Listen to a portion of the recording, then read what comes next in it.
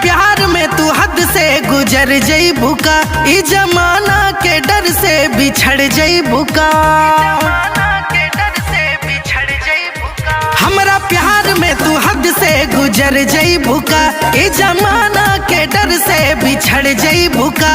मोहब्बत के अलग कहानी रहे, जबले गंगा व जमुना में पानी रहे, तोरा प्यार में ही पगल ही दीवानी रहे। जबले गंगा व जमुना में पानी रहे, तोरा प्यार में ही पगल ही दीवानी रहे।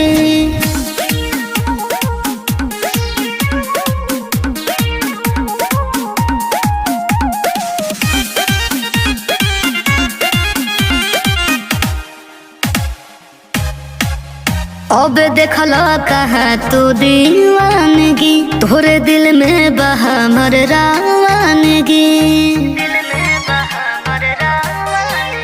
एही से बागुरूरी अपन प्यार पा, कबो लागे ना नजरी हमर यार पा। ई उम्र तोहरे नाम जिंदगानी रहे, जबले गंगा व जमुना में पानी रहे, तोरा प्यार में ही पगल ही दीवानी रहे। जबले गंगा व जमुना में पानी रहे, तोरा प्यार में ही पगल ही दीवानी रहे।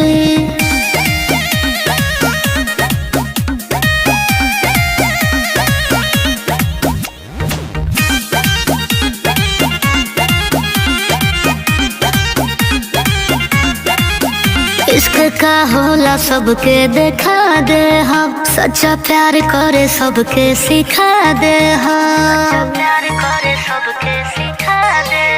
काई जालिम जमाना से डर जइबू का, हम कह देब जानता तू मर जइबू का।